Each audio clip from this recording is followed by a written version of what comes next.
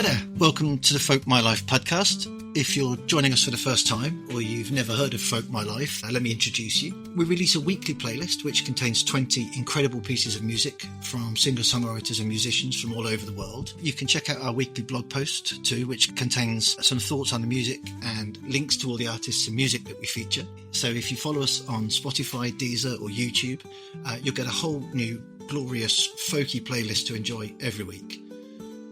And so the podcast, each week we'll be sitting down with our favourite artists and musicians from the playlist, chatting about their lives and what they've been up to, and hopefully trying to uncover some of the stories behind the music. We've got such an amazing selection of artists and musicians to introduce you to. I am so excited about my guest this week, who has a truly unique story to tell. She's one of the most authentic and original musicians on the circuit. She reminds us that the streets and the pubs and alleyways is where folk music really lives, and not behind the glass of the studio. Singing in her native Lancashire dialect, she draws on a vast collection of Victorian broadside ballads, which she has collated, actually I would say rescued, in fact, from the archives, presenting these old songs and stories from the streets and mills of the 19th century in her own exceptional style. You can find her on your TV, where she plays Barb in Shane Meadows' period drama The Gallows Pole on the BBC, and she's excellent in that if you get a chance to watch it. She embodies the gritty, honest truth of traditional folk music.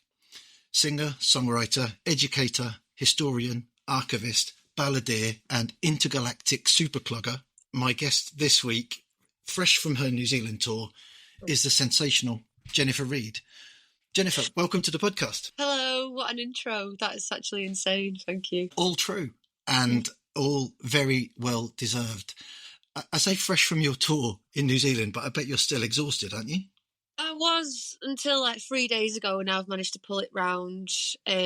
Just been going to Waitrose and getting all the reduced food, and it's been replenishing me. Stocking up and making sure that you've overcome the jet lag, I hope. Yeah, definitely. There was a few nights where I woke up at 3 a.m, but managed to get straight back off, so I think I've got away with it. It can take a while, I think, being exactly 12 hours out of sync to kind of get back to normal, but I'm glad you're sorted.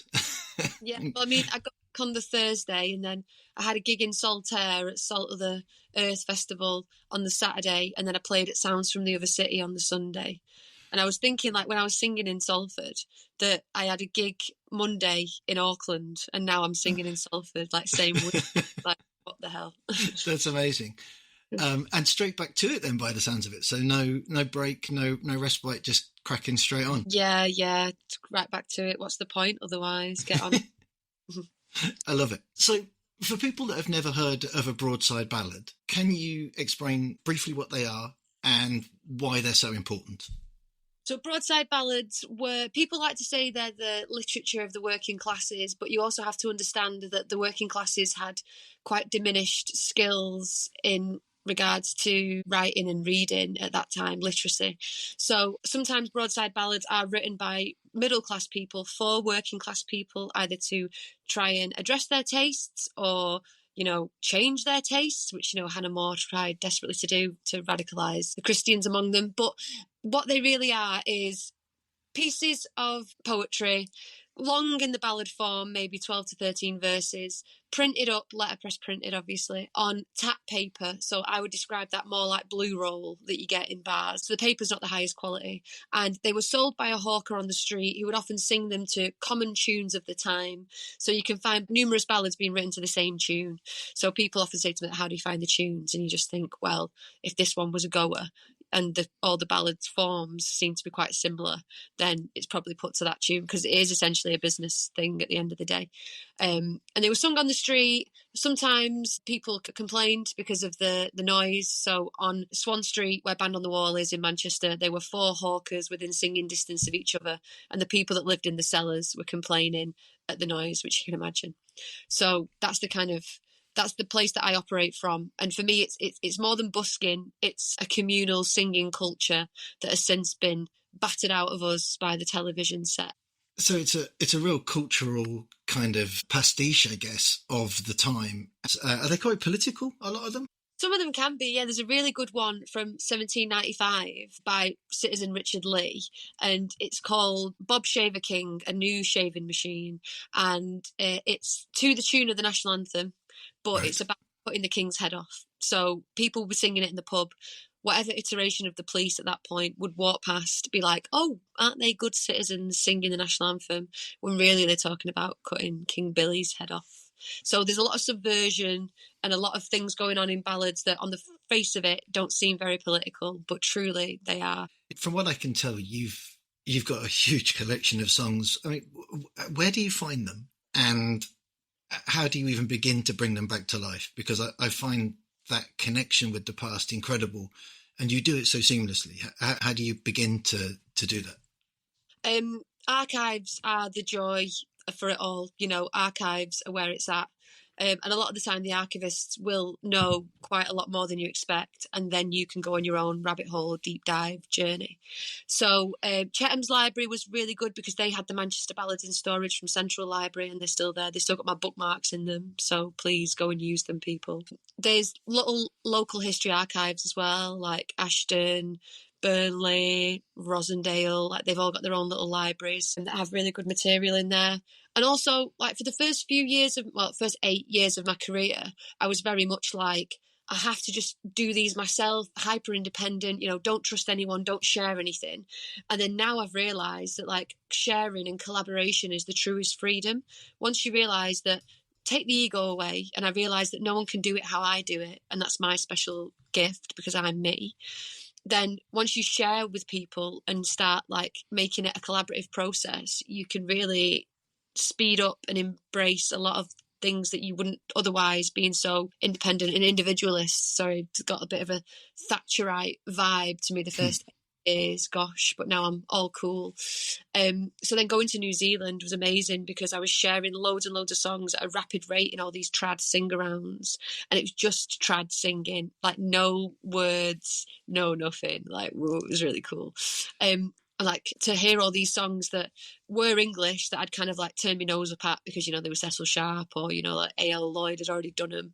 And now I'm hearing them in a different way, and I'm thinking, oh yeah, I can bring an element of me to that would then, like, kind of carry it on. So I've really grown up, and ballads have helped me grow up. That's really cool, and I like the fact that it's been something that's developed with you as well. I think that comes through really strongly when you hear you sing or perform them. And I was lucky enough to catch your first gig in New Zealand via a webcam link. I was furiously emailing the venue in the afternoon saying, your webcam's not working, please make sure that it's working because I want to watch from the UK. And I think they were quite shocked that somebody from the other side of the world was trying to watch their webcam. But it was amazing to see. And you're so natural and you're so relaxed when you perform. You can see that it is you that's bringing this context out of the words, and I find that fascinating.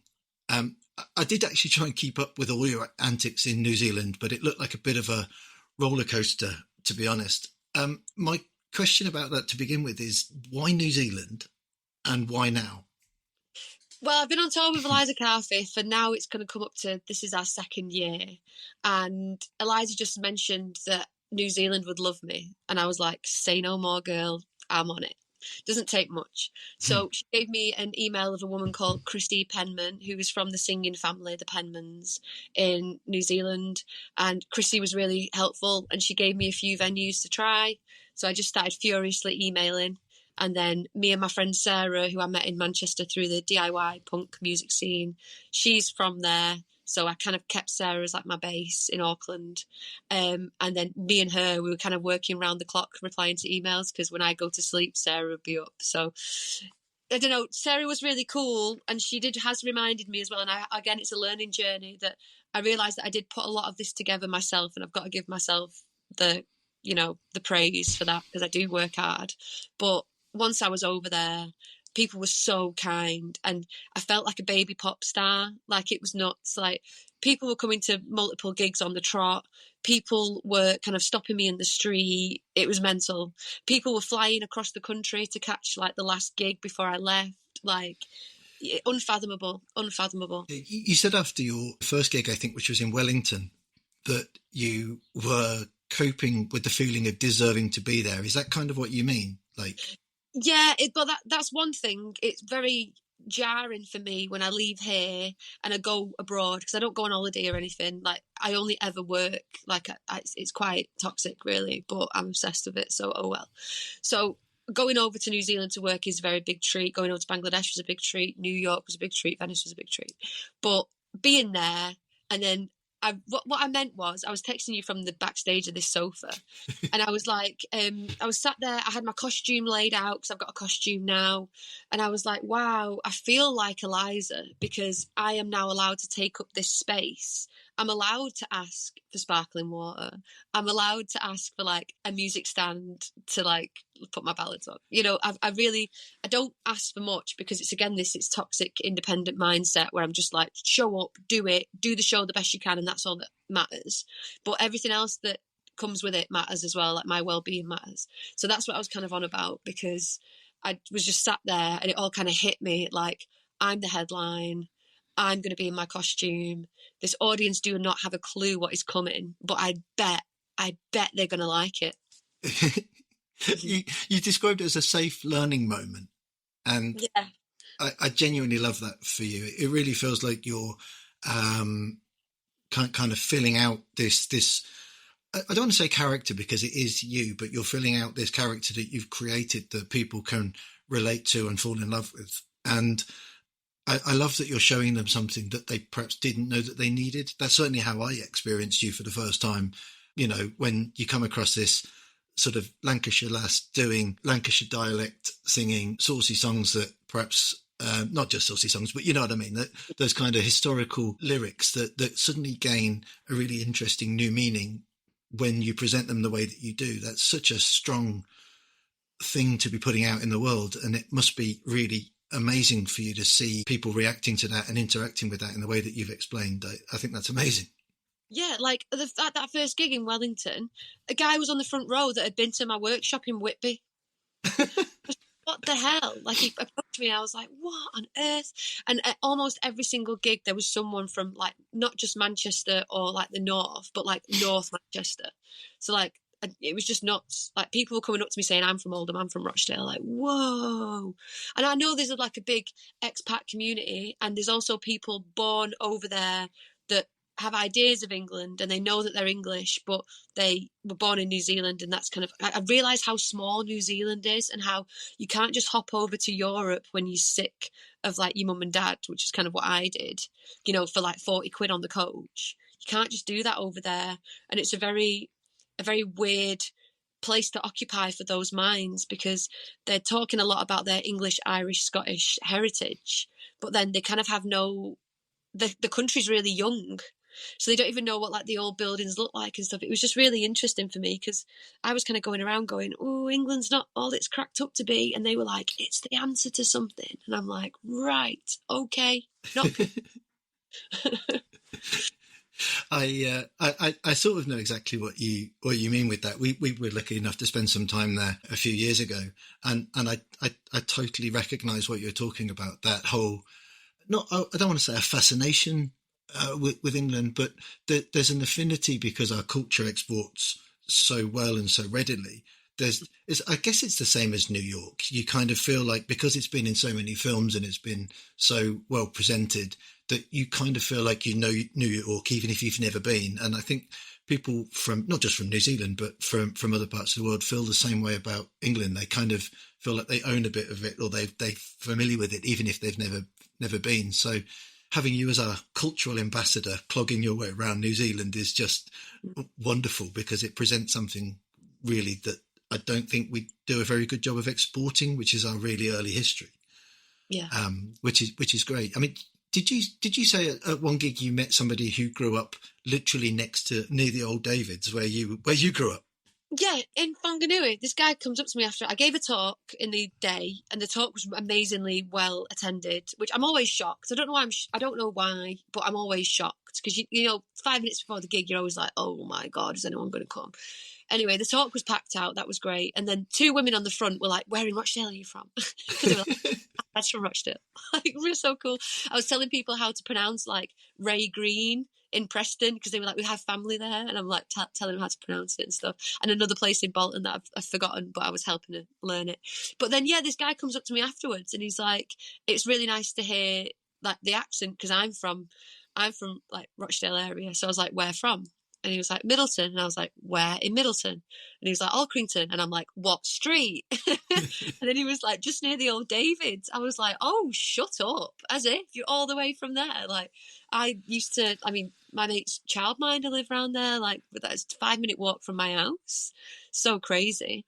And then, he was kind of made up. And then in the evening, he was with like a girl, and she was buzzing, and I was just like, wow, now I've like doubled that Middletonness for everyone. And because people would come to the talk in the afternoon, they'd be asking me stuff and questions, and then I'd be in the gig, I'd be like, oh, you're like this one because this is what I mentioned in the talk, or like, oh, I've put this one in for you because you were after this. So I really like that, because what's the point of just doing a set if people, I just want to make it tailored to everyone all the time. And like when people will come into more than one gig, first of all, they'd grass on themselves and they'd tell me if I didn't recognise them. And I'd be like, what is wrong with you, in the nicest way possible? Like, what is it that you want from this show? Do you want it again? Like all in its, like everything? And she was like, yeah, just don't change anything. And I was like, well, no, I'm going to change up the explanation to some of the songs. So you've got a bit more of a padded out idea. I'm going to kind of put an extra song in that kind of bolsters what you already know. Like, if I've got all these songs, what am I doing singing the same 12? Like, there's no point in that. So I want it all to be like a learning experience as well, because then I'm buzzing off it as well. It's nice that people do that, and I love that people kind of almost making the effort to come and see you again. I kind of understand that, not being able to get enough, because it is something that's really raw and it really happens in the moment. And I should imagine that's quite infectious. But growing up near the old Davids, has that changed a lot since you grew up there? I don't want to dig around in the past too much, but I don't even think that pub exists anymore, does it? Yeah, I think it closed down at the old Davids. Yeah, more of a Lancashire Fold type vibe going on now. Mid's got a bit of cash now though, because of the Rochdale bid. So there's some art stuff going on in Mid, in the town centre, which is really interesting for me because my mum's there. So it's always interesting what she makes of it all. But, she hasn't gone to anything. But, art's coming closer, mother. It's going to get you one day. So it's cool that people in Mid are exposed to that kind of thing. I bet that plays into your hands, doesn't it? Yeah, a little bit. Like I sang in Middleton Gardens in the town centre, Wow. And there's this really, really good video of these like lads. I think they're like between 10 and 12, but I don't know. Kids are short until they're tall to me. But there was like 5 of them, all ballied up with like doing like gang signs and stuff behind me as I was singing, and it was the most wonderful. I felt like Crazy Fagin, like really cool. You felt like Crazy Fagin. Yeah. That's perfect. I think you should definitely put that on your posters. That's exactly the right way to sum that up. I think because of your image and because of the way that you present, it makes a really nice connection between young people and perhaps history that they haven't seen. And I don't want to be so naive and old fogey sounding as to try and draw associations between rap and pop culture, but presenting really interesting stories the way that you do, that has that similar sort of vein running through it, that sound that people can relate to, of that almost patter style music. Maybe it does help people connect in a way with their local history that they wouldn't have done if they'd have just gone to a museum or gone into a library. I think bringing the library onto the streets kind of adds something to an education or a way to learn about your area in a new way. And I think I've got a lot of respect for you for doing that. That's something that I don't think enough people are really doing, and I don't think folk is doing it enough either. It's presenting those old stories and old sounds in a way that people can relate to. We can be a little bit fusty maybe sometimes in our presentation, and I think it works really well. Well, I mean, I like look at Patrick heel and toe, like the East Lancs clog style, that was all based on machinery. And like I was learning it yesterday, and it's so cool because it's nothing like Sam Sherry. Sam Sherry is very much like, he was a music hall entertainer, like kind of dancing troupe anyway. So there's a bit more of a style to it. I'll say like a classical style, like you do everything on the right foot, on the left foot. And I've realised I've been very spoilt with that. And there are rhythms of machinery running through that. But Pat Tracy was originally inspired by doing machinery noises. So the way she dances is very, I felt like a machine yesterday. And I was picking it up quick. You know what I'm like? I'm such a tight blogging. But it was really nice to kind of feel like someone acting like a machine. Like I was 2 degrees of separation away from the machines. It was fab. And then also my friends do improvised techno on like circuit bent Barbie karaoke machines and like standard kit, but they're called cruckle, so which is like to fall over on your ankle in Rochdale dialect. And they are bringing, when I listen to them, it's very much like hearing all the industrial rhythms, but it's like it's techno. And I'm not really like a party techno girl, but I've really got into it at the moment, like the whole kind of grime, drill, UK garage beats, and then the industrial noises and like the industrial machinery, how they are very similar. And you can see that from like the Blackburn rave culture in like the 80s, when I believe that it's like the generation afterwards that imbibed all the noises of the machinery, and then were looking for something that was super hard, and they arrived at electronic music. So is there a collaboration coming? Can we expect a drill ballad? Is that coming? Well, I'm putting together a soundscape. Me and the kids at Fagley Primary School are doing a performance in the Industrial Museum for Bradford 2025. And I've created a kind of crazy soundscape that like has Bad Boy Chiller Crew type beats, and then like a pern winder going off. So I'm kind of, even if it's just an itch I have to scratch, it's getting scratched. So we'll see. I mean, this is an audio-only podcast, so people can't see what I can see. But I can see from your face how excited about that project you really are. You look absolutely buzzing about that. Yeah, it's totally ridiculous. I've just gone with it, and I've just kind of gone, you're coming with me, that's it. Because it was all about Bradford dialect and local pride, and I'm thinking, who embodies that for these kids? Bad Boy Chiller Crew. So this is what I need to go on. This is how I need to speak to the children. I'm going to sound really cringy now, but it's like I've got them like they were flossing, you know, that kind of that like and TikTok dancing to industrial machinery, because I played ESG. And then I had them like dancing to percussion, and then I overlaid the industrial sounds, and then I took away ESG, and they were still dancing. So there you go. so that's how you hook them in, right? That's it. Yeah. From an education point of view, I'm a huge believer in this quite a simple phrase, which is that you can be it if you can see it. And working with young people and working in education must be really rewarding for you. I hope you don't mind me mentioning this, but to go from cashier at Home Bargains to TV work and touring New Zealand, that's a story arc that I think kids can get behind, and that they can realise that being myself and presenting things that are culturally important to me can actually lead me somewhere. And I think people don't really get that from school. They get that from people like you. How does it feel to kind of inspire people that way? Well, it's kind of not for me to say whether I inspire or not. I know that it happens and I know that it's true, but I cannot feel that inspiration that they feel from me. So I never know what people are going to get from me. But all I can do is just be outwardly myself. I mean, going back to when I first started, you know, I didn't show any of my tattoos. I mean, I had a few less, but I didn't show any of my tattoos. I always sang in like long sleeve. I kind of wanted to put across this kind of safe image in my head. And then I was thinking, what am I doing this for? Punk people don't know that I do folk. Folk people don't know that I do punk. And I think it would be really cool, because I embody both, to marry them together. And then, but that is just myself. So it's not like I'm trying to outwardly do anything crazy. I'm just going to be me. And it does feel really, really good turning up to a gig. I'm kind of like the invisible man when I turn up, because people don't know what's going to happen.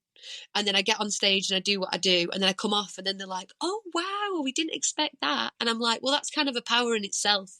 because you think you're coming to some folk show, you come with your own perceptions, and then I'm here to kind of challenge them in a nice way, and then you leave kind of changed, and that's what I'm trying to help people with. And the same with kids, just talking to kids like they're normal. Like one kid kind of in this class yesterday, she was kind of like, I don't like you. So then every time she stood next to me, I'd be like, oh, look who it is.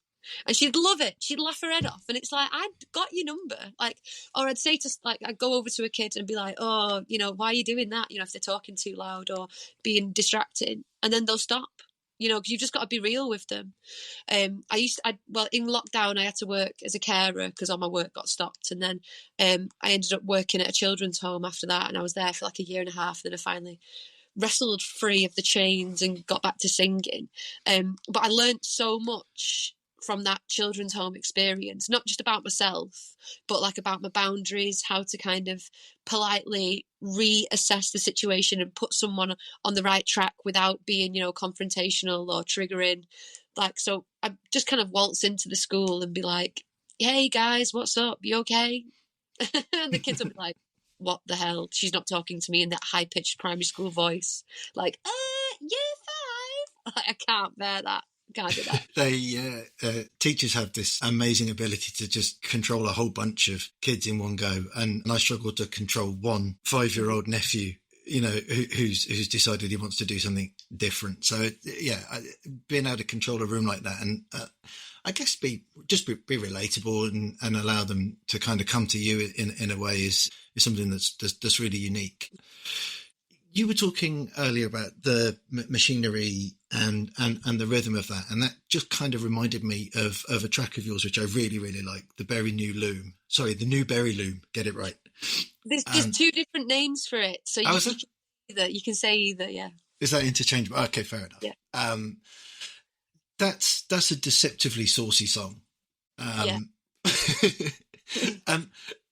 Can you tell me about Tommy, the cheeky loom setter? So I performed this at Manchester International Festival for Jeremy, and he called it Sex Machine Funky Drummer. So he had a guy doing like James Brown drum beats. Yeah.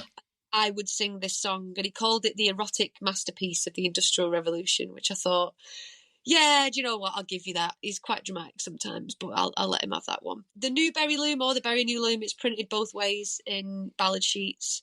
First of all, the reason that song probably sold so well is because if you sang that outside a mill when people were coming out, you would be guaranteed to sell it, because it's so specific. It's so rude. It's funny. It's always the one that I sing on radio, because by the time I'm at the 3rd verse, they don't know it's rude. And that's Andrew Schofield from the Northwest Sound Archive in Clitheroe Castle gave me that idea. And I thought, I'll do it for you, kid. He used to smoke Richmond snooker cues, you know, the longest ciggies I've ever seen in my life. But what's so good about the Berry New Loom is it talks about the itinerant travelling joiners who would go village to village fixing hand looms, which of course, you know, when you've got a young man going village to village on a whim, there's obviously going to be stuff happening there that he manages to leave behind. And the fact that it is so well written in the way that it makes you realise how phallic a shuttle is, and it's filled with white cotton. Like, honestly, it's kind of, it's undeniable. And the fact that it's written to that kind of tune where it kind of plods along and you're with it the whole way, like it unfolds really nicely. And it just testament to the ballad writers who were writing actually good poetry. Like, a lot of people say it's doggerel, but you'd be hard pressed to find a similar song to that. It's really, really great. The innuendos sort of write themselves, don't they? Exactly. Like, I always end up talking about weaving puns, you know, like, oh, if you follow this thread, or if like you weave it all together, you end up talking in weaving puns. But the Berry New Loom is another level. Would I be putting you on the spot to ask for a blast of it? Yeah, sure. So I like it because it mentions Bolton and Bury, and you don't really like that distance, whilst very, very walkable in those days. People don't really do that journey much. So as I walk between Bolton and Bury, it was on a moonshiny night. I met wi a buxom young waver, whose company give me delight. She says, young fella, come tell me if you're level and ruler in tune. Come give me an answer correct. Can you get up and square my new loom? And then the third verse is where it gets good. So she took me and showed me her loom. The down on her warp did appear. The lamb Jackson heels put in motion. I levelled her loom to her hair.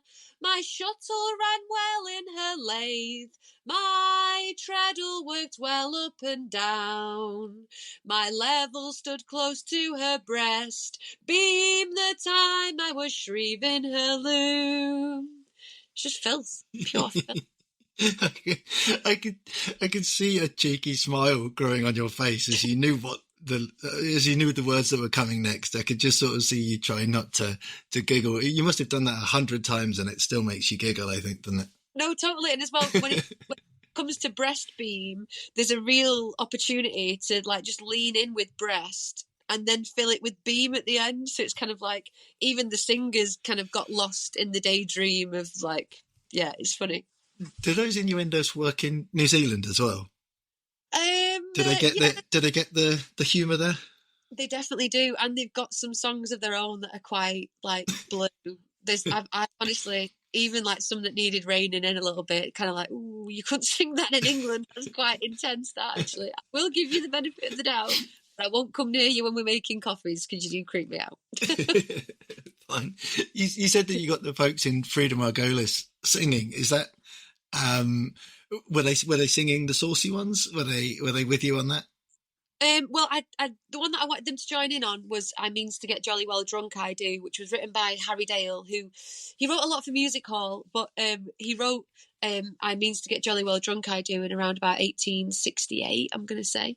I mean, you're onto a winner in Auckland with a drinking song, I guess. So that's pretty much it. And then Jack of the Penman family, like big dog, like really respect Jack, what a guy. He wanted to collect it off me, so that was just like such an accolade. That's like Martin Carthy wanting to collect a song off me. That's so cool. And I recorded it live for him because I was always doing a gig, so the next gig I had, I just put my phone up floor and I was like, right, I'm going to record this for Jack. And then I had everyone joining in. So that was cool because it just, again, like collaboration, I just want to take it further and further. And then I sang in Tauranga and the Penmans turned up. And Chrissy called ahead and told the woman not to tell me. But then I heard her voice through the curtain when I was getting changed. And I thought, you little git, you little sneaky git, I know it's you. And she was laughing her head off. And then I sang for the encore one of their songs that they sing as a family, and it was her sister and her dad, and it was just such a beautiful moment to share with the crowd, who are kind of like an art crowd, maybe poet crowd anyway, to have this wonderful singing family in their midst and then hear like a 3-part harmony on this song that they'd never heard before as an encore. It was really beautiful moment because, again, it's the essence of sharing it with the Penmans. It's the essence of sharing it with the audience. It's me doing a new thing, like a new song. I'd only learnt that song 2 days before. So it's kind of just all about putting it straight into the light so people can use it. Yeah, I think that that's something that appeals to me generally, is that whole idea of folk, people collecting songs, passing songs on, learning songs from each other at sing-arounds and that kind of thing. And it sounds like you did a lot of that while you were over there. So if you come back with a full book of inspiration, are you ready to get it all written down and recorded, or are you, is the new album's pretty much finished, right, for you? You finished writing? Done and dusted, kiddo. That's out next week or week after, so that's great. But yeah, I came back from New Zealand with loads of songs to share, so I've already arranged to do trad sing-arounds, just singers, at Gut Level in Sheffield, and hopefully at the Samuel Worth Chapel. I'm going to speak to Milado about that later. So just immediately, again, hit the ground running, get them ready to share. I've got about like 10-15 songs that I can crack out with, and they've all got good choruses, so no excuses. But I've also picked up quite a lot of songs that I didn't realise that I had as well, because when I went, I'm kind of stupid, but I do love to challenge myself. So when I went to New Zealand, I had my like top deck repertoire, you know, like the 30 songs that I know that people need to hear to be introduced to me. And then I've got a massive box file of songs, and I just dipped my hand in, closed my eyes, and just pulled out a chunk. And that's what I took to New Zealand with me, to do workshops with, to sing if I hadn't sung them before, or put tunes to if I had. And that was really amazing because I didn't realise what I was sat on. And that's just a little kind of chunk, just to put them in a different context, get them out of the box, have a look at them. So that was like, it's brave, but it was great. I love the fact that the people are coming to that open-minded as well, ready to join in, ready to hear something new. What else would you put in your top deck then? Victoria Bridge, I'm guessing. 1973, I'm guessing. Yeah, 1973 comes in and out because it is a little bit. It's a little bit. Well, that's your fault. I know it's my fault. Because did you not sing that to the tune of a nursery rhyme as a joke, and then you're kind of stuck with it? Pretty much. Well, Kathy, who's the archivist at Chetham's, me and her kind of were scrambling about trying to put a tune to this ballad because I was to sing it on Newsnight like in 2 days' time for Jeremy, and just this tune kept coming back, and I thought, right, well, they've kind of chosen each other, so let's just do this. But yeah, I mean, I could try and write a different tune to it, but it just wouldn't work. It's kind of like Harvey Kershaw's wife, Mary Kershaw, on Deep Lancashire. She sings a song called "Knob but a Cock Stride Away," and it's about when she got married. You know, she didn't live but a cock stride away from the mill, and like everything was really close. But the way she sings it a little bit out of tune in the chorus on that recording. So she'll go, "No, Betty cock stride away," like a little bit flat. And I can't sing it. I don't know what it sounds like, unflat. So same with A Prophecy for 1973. It's just stuck like that now. But what else is in my top deck? The Cola by Walter Emsley. Really beautiful piece about a coal miner in really good dialect. I've put Jumping Jack in there because that's kind of introduces people to the clog dancing, and, you know, I can flirt with the idea of saying, oh, maybe I'll clog dance at the end, even though I'm fully dressed in dancing clogs. They just don't know. What else? Weaver of Wellbrook. God, well, I'll sing that until my dying day, I think, followed by a Weaver song by John Trafford Clegg, because again, those two are perfectly placed to explain the Industrial Revolution from handloom to powerloom, so that, you know, makes sense. And then obviously Pomona and Weaver of Wellbrook. Oh God, if you had to remove those songs from me, I don't know what I'd do. But I feel like I've done a good job with Pomona because I sang it at Sounds of the Other City, and I said, this next one's called Pomona, and 3 people went, yes. And I only get that on Pomona and the Very New Loom. So that's the crowd pleasers. And people are obviously coming with a little bag of things they're expecting to take home with them. And if you don't fill them, there'll probably be uproar, I'm guessing. That's it. Sometimes you have to give the people what you want, even though I've done Pomona maybe, I don't know, 80 times this year alone. But, you know, what's 81? Exactly. So when's the album out, and what's the plan with that? I noticed you got some pretty famous backers too. So yeah, album's out on the 21st of May. Pete Townsend was helping me record it. He helped me get the recording studio and stuff. His son Joe just, you know, did such a good job. Ian, who does the vocals on one of the tracks, painted a massive portrait of me as well. So it's all come out of this group called Hard Art, which is at Brian Eno's studio in London. I did go down more regularly, but then I went to New Zealand and I kind of scuppered all that.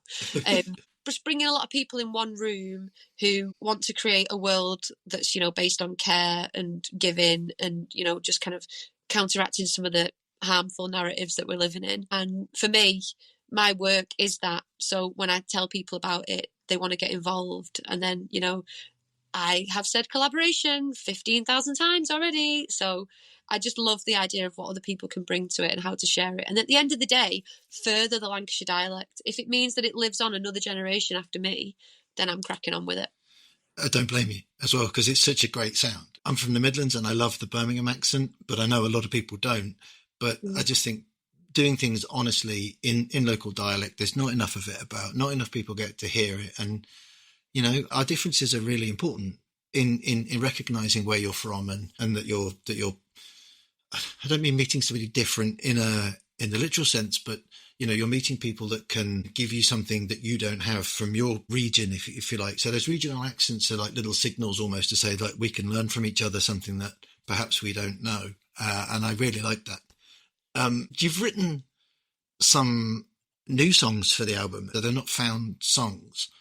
So how does it feel to be kind of following the footsteps of Hardy and Samuel Laycock and putting your words out into the world, your own stories out in the world? How's that?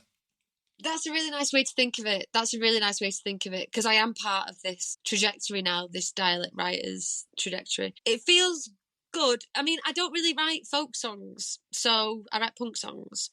So it's been interesting because I've only written them out of necessity, because I believe that people need to hear this perspective. So I've written one about climate change. I've written one about the gender binary and how it's kind of stupid in like the terms of nature, because nature doesn't really stick to male, female. I mean, I think Linnaeus put that on nature so he could understand it. And then I've written one, which is the title track of the album, The Ballad of the Gatekeeper. And it's about people who think they might be preserving the tradition by like keeping things the same. But if tradition was kept the same, like my good friend Tom Kitchen said, we'd all be prancing about to Greensleeves. So the tradition grows and develops. And what I'm trying to do is, I'm trying to say, hand it down to the youth in a way that they can understand it. It's contextualized, but also they know what to do with it. Don't just, be as accessible as possible. And I think just people struggle with that. And people in general, I struggled with it for ages. I'm literally coming from that place. So you can be a gatekeeper without realizing it. Even if you wanted to put on a folk night and then you put it on in the back room of the con club, that's still not making it very accessible to queer people. I don't shave my legs. I still worry about walking around like getting jumped or whatever. So if you're putting it in an environment where people already don't feel safe, that's a barrier to their accessing the folk. So it's not kind of like me pointing the finger at anyone. It's just kind of me asking us all to look at the behaviours we're exhibiting and see if we can make it a little bit more accessible with a bit of thought. I love the idea of tradition not being the same, and it's actually in some respects the opposite. I like to think of tradition a bit like the opposite of a pass the parcel, where you kind of put a gift in and put a new wrapping on it and then pass it on. It's kind of the opposite, and it feels like that whole handing it onto people with something new in it that they can enjoy and do their own thing with. There's a nice lineage there. So. Did you do any of your new songs while you were on tour? How did they go? How did it feel putting your own stuff out there? I haven't done that yet because I don't want to sing it before it drops, but I've got an article where I'm going to kind of test it out, because I don't just want to sing the songs. I want to do it as like a show. So I still need to like tweak it and stuff, but I'm going to tweak it with an audience, because then like they can in real time tell me what's good and what's not. I did do some of the new songs from the album that hadn't been heard before or that hadn't had tunes put to them before.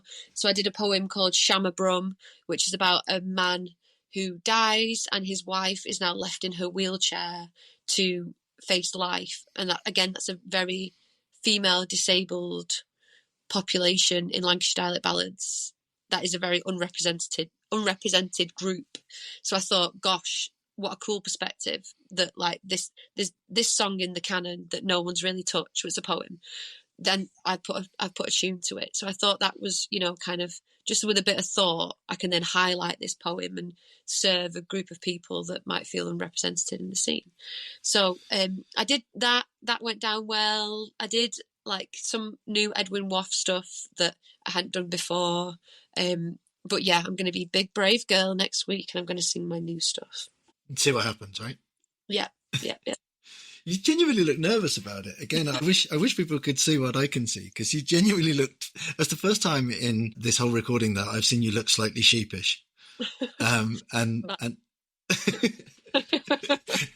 I've just realised I've described the Lancashire lash as sheepish, which is probably wrong on about 8 levels. So I'll probably edit that out, maybe not. You never know. I always ask people for song suggestions, and I'm going to ask you for a few. I'm going to ask you for 2 songs from your own catalogue that you don't think get enough attention that you particularly love, and they're either recorded already or they're things that you do live but haven't made it onto any of your albums. Yeah. So let's go with those first. What is there from your catalogue that we should be aware of if we're not already? So, well, I've put this on the new album because I'm kind of aware of this whole theme relating to this song, but it's called A Lift on the Way. It's by Edwin Waugh. They sing it at the end of the Edwin Waugh Society meetings. And it's one of them where, the lyrics are, "Come, what's the use of fratching, lads? This life's none so long. So if you'll gather round, I'll try me hand at a song. It may shew a guiding glimmer to some wanderer astray, or haply gie some poor-eyed soul a lift on the way." So it's about how the song and just resting for a moment in time with the music will lift your spirit and help you carry on further. And that to me is very much why I do it, a symptom and cause of what's going on with it. Like, I love ballads, they're my friends. I hate ballads so much, they stress me out. But, I'm with them all the time, I'm married to them. And it's the same with A Lift on the Way. It's just, come on. You think about all the people whose shoulders you're standing on, like not just the Lancashire dialect tradition, but all the working classes who have gone before to afford you this lifestyle, all the ancestral guilt you've got because you're an artist instead of, a coal miner. Like, you kind of reached this position and you just need to take some time, pop your head out of the parapet and just look around and think, yeah, it's all right. And that's what A Lift on the Way does for me. Okay. And another one? Another one, there's Our Poor Little Factory Girls by, he's called Bill Hoyless End, but his real name's William Wright, and it's a poem from Keighley.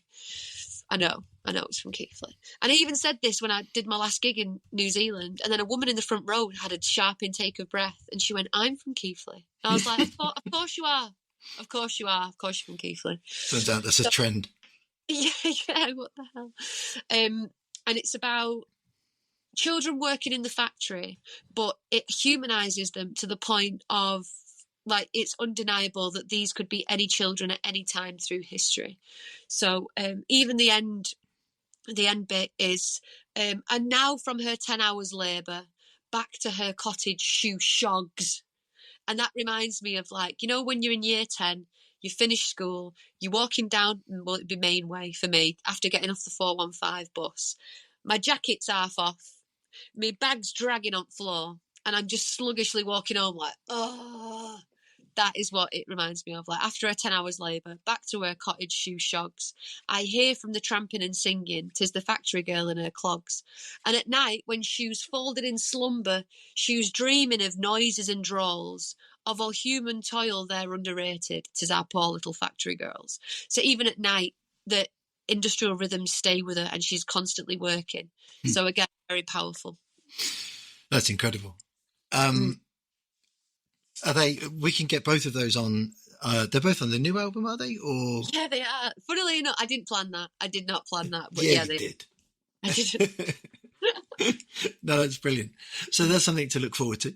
And I genuinely can't wait for a copy of that to come out. I'm so eager to get my hands on that. Do you have a couple of songs that aren't yours that we should be listening to? Something you want to.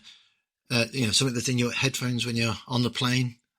Yeah, so I've just been listening non-stop to Ken the Man's new album. She's a rapper from Houston. Okay. And she's just so amazing. And then the track that I would choose is called Home, because it's about, for me, I've often been in I've just constantly been in a cycle of endless relationships, monogamous relationships with men that I end up overextending myself and forgetting who I am.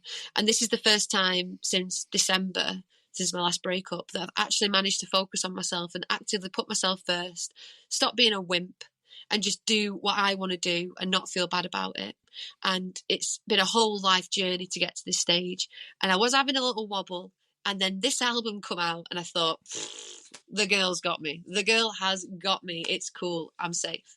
So the song Home is really amazing because she's talking about how not to kind of invite men. You don't have to go out with them you can just kind of see them and drop them.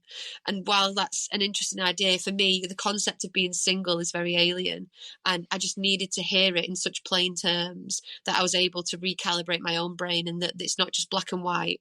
And I do have an option to be single and happy. I think, yeah, that's a pretty good message. I think there's a lot of people that would probably be quite happy to hear that as well. Mm-hmm. Do you have, and I love asking this question, it's going to finish our chat for the day, but I really need to ask you for a Folk My Life moment from New Zealand. And a Folk My Life moment is when you put your head in your hands and that's all that you can say, Folk My Life. I'll give you an example. I was in Waitrose not long ago, and I heard a lady genuinely say to her child, "Mind that old man." And I realised she was talking about me, and it's the first time I felt particularly old, and I just had to put my head in my hands and go, yep, Folk My Life. There was the one for you? Well, it was in New Zealand, but there have been a few. God, a good one is I turned up to do a show once, and a guy that was putting it on kept pestering me. He didn't really greet me that well, and then he kept pestering me like, "Is your mum coming? Is your mum coming?" And I was just like, "I don't think you've met my mum, but definitely not." And then he kind of looked confused, and he left me alone. And then it came to like 5 minutes before I was going to be on, so I just thought, right, sorry, I'll just walk on then. And he looked so shocked, and I realised he thought that I was Jennifer Reid's daughter, and he was expecting a much older woman to come in. And he looked shocked. I looked like shocked like that. And then I just had to launch into the set. And the whole way through the first song, I was just thinking like, oh my God, this is what kind of helps me put it into perspective for other people. Like, people come with their own conditioning and expectations. And when you kind of break them, it takes them a while. But that's the real this is what I'm up against. Oh my God. You spend quite a long time, excuse me. You spend a whole long time kind of just processing that information whilst doing something else. It's like it just sets this dog racing in your head that you just have to kind of just hope that it doesn't come back with something that you weren't expecting, and just get on with life and just leave it in there somewhere. But that's great. I think of it like a funny comeback halfway through the fifth song, and then I'm distracted until like, oh God, it just didn't need that. No, you're sort of heading home in the evening after everything's finished and everyone's gone home, and then you think of something really witty to have said. It just sort of hits you when you get home. Yeah, exactly. And you're like, God, I am funny. I just wish everyone could hear it. Yeah, I just wish I'd have thought of it 3 hours ago and not now when I'm in the bath. Exactly. Look, Jennifer Reid, thank you so much for giving us your time and for chatting to us and for being so open about everything. I've really, really enjoyed talking to you, and I hope that other people do as well. I presume people can find you on all of the usual channels. They can buy your album from your website. Do you want to give us a plug for that? I need to put it on my website. Oh, that'll be another blooming job to do this week. But my website is jenniferballads.com. I keep messing around with the colours on it, but I think I'm happy with it now. So don't stress if it changes colour overnight. But there's a music page, and I'm literally gonna sort that all out this week. There's videos of me on YouTube. I mean, I think if you just search Jennifer Reid folk singer at this point on Google, like, I think I'm a public figure. So I think all stuff just comes up, which is handy because I can just be like, oh, just Google that. But I appreciate as well like emails and people writing into me and sending me stuff all the time. That's jenniferballads@gmail.com. Any hints on New Zealand, Australia stuff would be cool. And yeah, on Instagram, I've just posted loads of stuff on Instagram because I've just got loads of pictures backed up, just ready to go. Well, hopefully people will be excited about the new album. I certainly am. I can't wait to get a copy of it, and I'm hopefully going to come and see that album launch as well. So Cool. It's really good. Jen, thank you for joining us. Thank you for spending some time with us, and we'll see you around. Yeah, nice one. Thank you. Cheers. Well, that brings us to the end of another podcast recording again. So I want to thank Jen Reid for spending time with us and for such a great chat. Please look up Jen Reid online, wherever you get your streaming. Make sure you buy a copy of her new album. Try and get to see her live somewhere. That would be amazing. And please follow us on wherever you get your podcasts so that you can keep up to speed with all of our new episodes. It'd be great to have you with us for our next chat. I'll see you soon. Thanks for spending some time with us. Cheers. Bye-bye.